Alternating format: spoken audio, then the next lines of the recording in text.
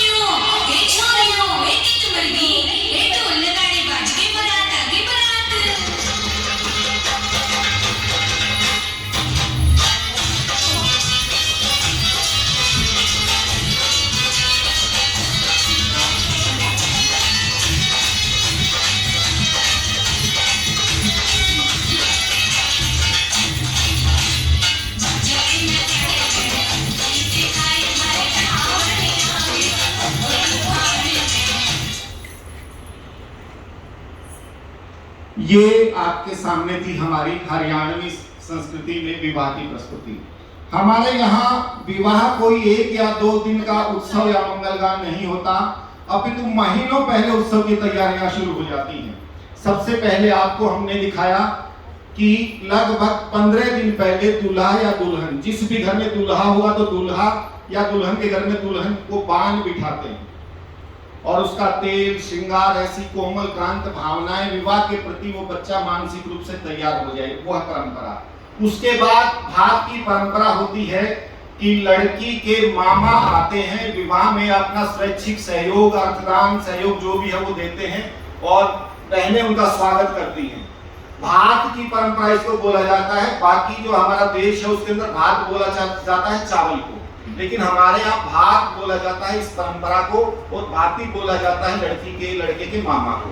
दूसरी यह परंपरा थी। तीसरी हमारी विवाह की परंपराएं आपके सामने अभी जारी।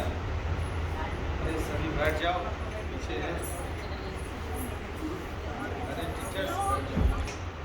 ओम सर्वमंगलमांगल्ये शिवाय नमस्ते त्र्यंबके गौरी नारायणी नमोस्तुते। ओम भूर्भुवः स्वः तत्सवितुर्वरेण्यं भर्गो देवस्य धीमहि धियो यो नः प्रचोदयात्। कन्या को बुलाइए। हमने बुलाए गोरे गोरे, हमने बुलाए गोरे गोरे, काले काले आए पसेरे पसेरे इकट्ठे आए पसेरे पसेरे इकट्ठे आए पसेरे। हमने बुलाए शाने शाने, हमने बुलाए शाने शाने, मोड़े मोड़े आए पसेरे पसेरे इकट्ठे आए पसेरे। कन्या आगे चलेगी। पटरिये पटरी मुसीदा बनने की बेबे मुसीदा, पटरिये पटरी मुसीदा बनने की बेबे मुसीदा। कान पकड़ के लावांगे मारे मनोज के जावांगे, कान पकड़ के लावांगे मारे मनोज के जावांगे। पटरिये पटरी मुसीदा बनने की बुआ मुसीदा, पटरिये पटरी मुसीदा बनने की बुआ मुसीदा। ये कई प्रांतों में एक सामान्य परंपरा है कि दूल्हा पक्ष के जो बाराती आए होते हैं उन्हें पीठ उपालंब दिए जाते हैं, उलाहने दिए जाते हैं, उनका उपहास करने की कोशिश की जाती है। बिहार के लोग तो इसको अच्छी तरह से समझते होंगे, वहाँ मिथिलांचल में परंपरा है, आज भी बड़ी जीवंत है। दूसरे प्रांतों के बारे में नहीं जानता, वह परंपरा हमारे यहाँ भी। और ऐसा उपहास, ऐसा परिहास किया जाता है विवाह के दिनों में, नीकी पे फीकी लगे बिन अवसर की बात। लेकिन शादी के अंदर कैसा ही किया जाए और जिसका उपहास किया जाता है वो भी बड़ा प्रसन्न होता है। ऐसी परंपरा हमारे लोकगीतों के अंदर रची बसी है और हरियाणवी मखोल की हास परिहास की संस्कृति है। और अब देखिएगा आगे की परंपरा।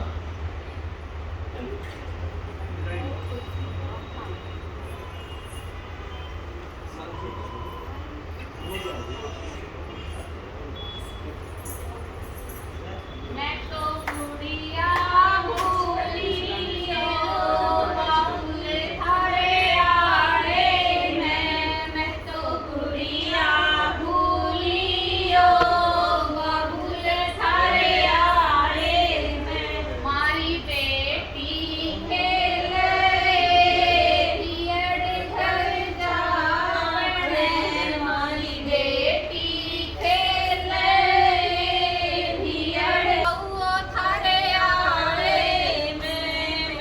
गुड़िया भूलियो ताऊ थारे आड़े में। होती उस परिवार की मुक्ति नहीं होती। बेटियां हमारे यहाँ गोरगढ़ी सासू छोटी बहू बड़ी, गोरगढ़ी भाई गोरगढ़ी सासू छोटी बहू बड़ी, गोरगढ़ी भाई गोरगढ़ी सासू छोटी बहू बड़ी।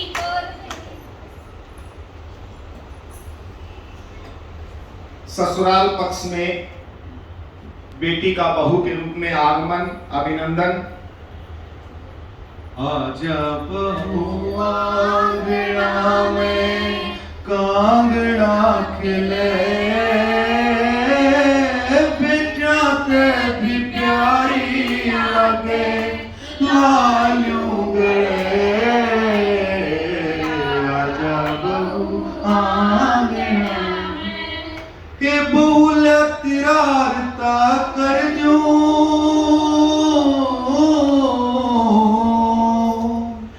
ये तेरी मांग सिंदूर ते भर दूं, एक शाही का टिक्का कर दूं, एक शाही का टिक्का कर दूं, कान के करे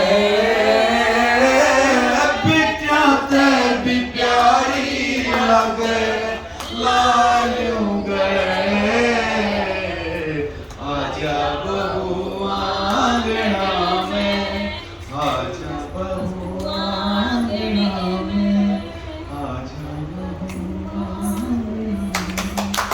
संस्कृति है और हमारे यहाँ हर तीज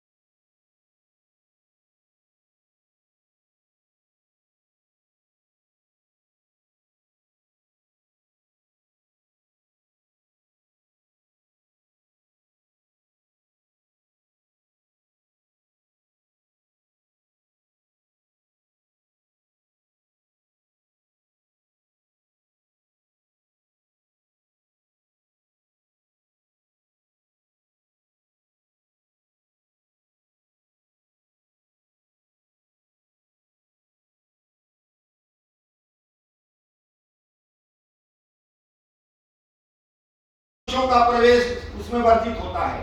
गली में, मचान पर, किसी भी खुले स्थान पर वो नाचेगी। कोई गली में चलता हुआ कोई पुरुष बुजुर्ग आ जाएगा तो वो रोक देंगे वहीं पर, जैसे वो चला जाएगा फिर शुरू कर देंगे। तो ऐसा हमारा औरतों के उत्सव का त्योहार है लू। फिर एक होता है खोड़िया। खोड़िया के बारे में विस्तार से बताया है। विवाह के समय हमारे प्राचीन काल में औरतें बारात में नहीं जाती थी, औरतें घर में रहती। पुरुष लोग सारे बाराती बनकर के चले गए, औरतें घर में हैं, खुशी उमंग उल्लास उनके मन में भी है। तो उस समय सारी आसपास की औरतें इकट्ठी होकर के, वहां कोई भी पुरुष आसपास का नहीं रहता और वो खुल करके नृत्य करती हैं। और उसमें एक तरह से आगे जिन बच्चियों का विवाह होना है उनको विवाह की रीति नीति परंपराओं की प्रेरणा और शीख इस घोड़िया नृत्य के माध्यम से की जाती है। उसके बाद घूमर और झूमर नृत्य है, ये भी महिलाओं के ही नृत्य हैं। घूमर में राजस्थान में भी ये नृत्य होता है जिसमें प्रत्येक नर्तकी घूम करके नृत्य करती है। हर स्टेप उसका जो भी होगा गोलाई में घूमे या अपने आसपास घूमे। झूमर नृत्य में भी इसी प्रकार से नृत्य होता है, जैसे माथे पर झूमर पहनती हैं हमारी नायिकाएं, तो झूमर की आकृति में खड़ी होगी, बीच में एक नर्तकी नृत्य करती है। और एक और विशेष बात हरियाणा के परिधान के बारे में देखिएगा, तुर्रेदार पगड़ी, कुर्ता, धोती और आजकल पायजामा भी हमारा जो है पुरुषों के परिधान में आया है। और महिलाएं दामन और कुर्ता ऊपर पहनती है। और दामन भी विशेष रूप से ऐसा 52 कली का 52 गज का घाघरा मेरा, यानी इतनी सुविधा रहती है, कहीं बैठने के लिए कुर्सी न मिले तो उसी को बैठ के उस पर भी वो बैठ सकती है। तो 52 गज इतना हो जाता है, 52 कली भी बोलते हैं उसको।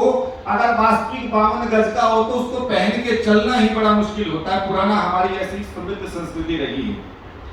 और उसके बाद घोड़ीबाज नृत्य, ये पुरुषों का नृत्य है। इसमें पुरुष जो है घोड़ी के रूप में अपने यहाँ करते हैं, यह भी कई प्रांतों में होता है। और ऐसे लगता है कि घोड़ी चल रही है, घोड़ी के पैर आगे ऊपर रहते हैं और पुरुष वो चलता है, उसके चलते चलते नृत्य करते हैं। विवाह शादियों में नृत्य बहुत किया जाता है। उसके बाद धमाल भी पुरुषों का नृत्य है, इसमें पुरुष खूब उमंग और उल्लास से नृत्य करते हैं। और हरियाणा की लोक संस्कृति को हरियाणा की परिधि से बाहर आधे उत्तर प्रदेश, आधे मध्य प्रदेश, आधे पंजाब और यहाँ तक पश्चिम तक ले जाने, हमारे पाकिस्तान तक ले जाने का जो श्रेय है वो सांग परंपरा को है। सांग परंपरा एक तरह से काव्य नाट्य परंपरा है। इसमें पुरुष पात्र ही महिला पात्रों का जो है अभिनय करते हैं। एक महाकाव्य पूरा रखा जाता है और उसको अभिनय करते हुए पूरी रात तक उसका मंचन किया जाता है।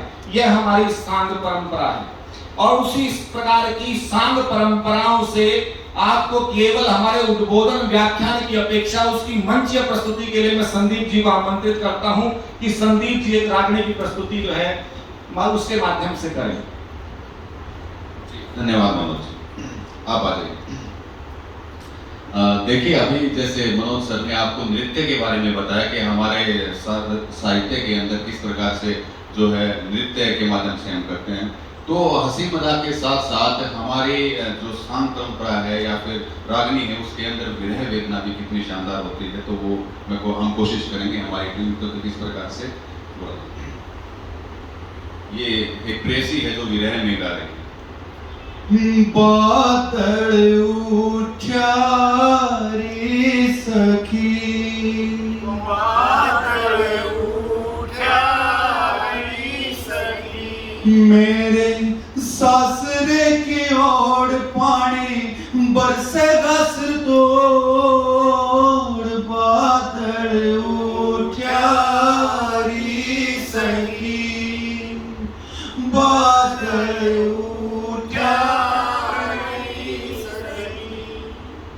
मोटी मोटी बूंद बटाबट बरसन लगे घोड़े से, पानी के बहा के आगे बह के ना के डोले से।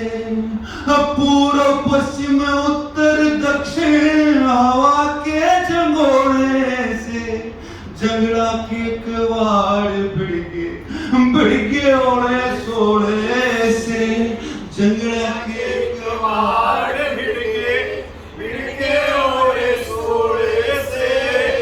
ऐसा पुल टूटा रे सखी, ऐसा पुल टूटा रे सखी, बह के नदी नाले जोड़ पानी बरसा का सिर तोड़। बादल उठा रे सखी, बादल उठा रे सखी, मेरे सासरे की ओर पानी बरसेगा सिर तोड़। बादल उठा रे सखी, बादल उठा रे सखी। धन्यवाद। देखिए, हमारा हरियाणवी जो संगीत होता है वो पंचम सुर से शुरू होता है। आपके बाकी जो प्रांत हैं उनमें संगीत का स्वर थोड़ा मध्यम होता है। हमारा तीसरे सप्तक से तो शुरू किया जाता है। वास्तविक रागनी गाने वाले आपको जो मिलेंगे वो गाते हैं तो यहाँ से नसें तक खींचाया करती हैं। और पहले सांग परंपरा के बारे में बताया, सांग परंपरा में खुले मंच हुआ करते थे और गायक गाते थे। इसी प्रकार से आपको परिधान के बारे में बताया। एक हमारे यहाँ बताया हम उत्सव को, और यहाँ तक उत्सव धर्मी है कि मृत्यु को भी उत्सव के रूप में मानते हैं। हमारे यहाँ ठेटा नृत्य होता है, और जब कोई बुजुर्ग अपने जीवन के सभी सुख उपभोग करके, सभी संतान को अच्छी प्रकार से व्यवस्थित करके, सुखमय स्थिति में जीवन आयु संपन्न करके मृत्यु को प्राप्त होता है तो घोड़ा नृत्य किया जाता है, और उसमें घर के पुरुष महिलाएं जो है नाचते हैं। तो हमारे लिए इतना जीवन के प्रति दर्शन मृत्यु को भी उत्सव के रूप में देखने वाले हमारे हरियाणा के लोग हैं। और हमारे यहाँ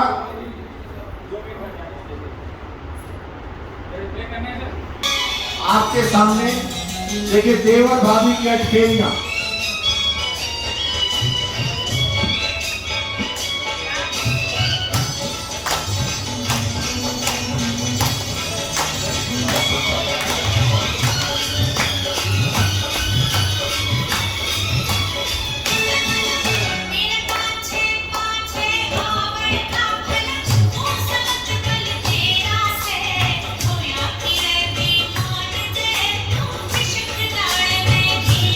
से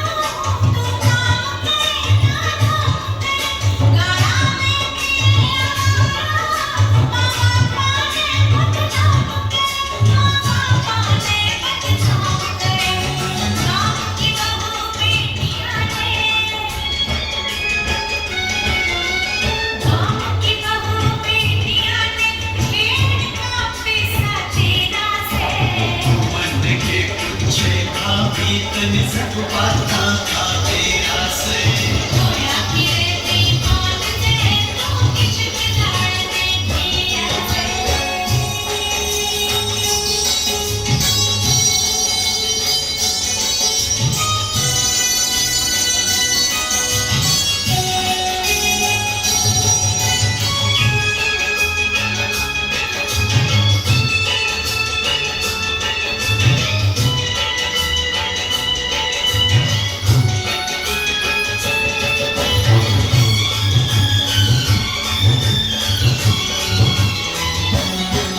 नया भाई काम करने मेरी उम्र से खेलन खावन की नया भाई काम करने मेरी उम्र से खेलन खावन की तेरे वर्गी मुनाने छेड़न की हसबत रावण की छेड़न की हसबत रावण की तेरी होते फिर तुम्हारा तेरे होते फिर तुम्हारा दोष भरा भी मेरा से होया फिरे दीवान से तू किछ बिगाड़ दे दिया से मन के पूछे भाभी तने सब बातां का तेरा से मेरे पाछे पाछे आवे खावला मोर सनक चल तेरा से मन के पूछे भाभी तने सब बातां का तेरा से अरे होया फिरे दीवान से तू किछ बिगाड़ दे दिया से हमारी हरियाणवी संस्कृति में देवर भाभी का जो संबंध है आदर मान सम्मान का तो है ही, साथ ही मित्रवत भी होता है, हास परिहास का भी होता है। तो आपने देखा ये जो है देवर और भाभी का संबंध था हास परिहास के रूप में, और हमारे विभिन्न पर्वों में उत्सव में भाभी उसको संरक्षण भी प्रदान करती है, हास परिहास भी करती है, लेकिन वह गलत आचरण करता है तो दंडित भी करती है। हमारा भाग का जो उत्सव होता है, हमारी हरियाणवी बोली को कोरवी बोली कहा जाता है। लिपि हमारी देवनागरी ही है, लेकिन ये कोरवी बोली हमारी हिंदी का जो इतिहास है 1400-1500 सालों का, उससे भी बहुत अधिक पुरातन है। हिंदी से ही, हमारी हरियाणवी से ही खड़ी बोली जो हमारी उत्पन्न हुई है। और हरियाणवी के अंदर आपको ब्रज भाषा का पुट भी देखने को मिलेगा काफी शब्द। आपके महाराष्ट्र के अंदर आपको रुकने के लिए रेड लाइट पे लिखा होता था थाम्बो, वो थाम्बो हमारा हरियाणवी का शब्द है। तो हमारा महाराष्ट्र तक भी हरियाणवी का जो कहीं ना कहीं प्रचार है। राजस्थानी और हरियाणवी तो हमारी जो है लगभग सभी बहनें हैं। हमारे ण का उच्चारण, ल का उच्चारण बहुत होता है। ल का उच्चारण हमारी हिंदी में नहीं है, लेकिन हरियाणवी में बहुत होता है और आपकी मराठी में भी होता है। तो इस प्रकार से हरियाणवी एक समृद्ध ध्वनियों वाली भाषा है। और विशेष रूप से इसकी समृद्धि के बारे में एक छोटा सा उदाहरण देता हूँ कि हमारे दैनिक जीवन में आप सोचिए कि रस्सी के कितने प्रयोग होते हैं। रस्सी का आदमी गले में मरने के लिए डाले, सजावट के लिए डाले। कहीं उसको फांस बोलेंगे, कहीं डोरा बोलेंगे, हाथ पे कंगना बोलेंगे, कमर में तागड़ी बोलेंगे, कपड़े सुखाने के लिए बिलंगी बोलेंगे, दूध निकालने के लिए नेना बोलेंगे, कुएं से पानी निकालने के लिए नेता बोलेंगे। जितने प्रयोग आप देख सकते हो हरियाणवी में उस रस्सी के लिए कितने शब्द, समृद्ध शब्द भंडार की हमारी पूर्वी भाषा है, हरियाणवी भाषा है। उसके अंदर अहिरवाटी बोलियां भी है हमारी। उसके अंदर जो है आदमपुर के आसपास हमारी बिश्नोई समाज की बोली भी है, पंजाबी फुट की भी बोली है, रोहत की बोली भी, कई उपभाषाओं से हमारी बोली समृद्ध हुई है। हमारे वाद्य यंत्रों के रूप में घड़वा, बेंजो, बेंजो हमारा एक हारमोनियम जैसा उपकरण होता है जिसको उल्टे हाथ से बजाया जाता है, और ढोलक के स्थान पर। Thank you for seeing such a wonderful show, and mainly I think Haryana as the word immediately we hear, we understand that it's famous for sports, but not just sports, but so beautifully about culture and everything they have explained. I'd really like to thank each one by name. Sir, आपका नाम? Manoj sir, Surinder Kaur ma'am, Manju बाला ma'am, Ramprasad Sharma, Ramprasad Sharma, Saroj केंद्र, Vinod Kumar ji, and Sandeep Kusum. Okay, so yeah, thank you so much Team Haryana for showing us such a wonderful, colorful Haryana today. We are very happy, and since we have the expert waiting from a very long time, so we will proceed to the conference hall. We can just take a picture and we can. Only 5 minutes. No, we don't have 5 minutes. We are very late already. 9:30. Then we.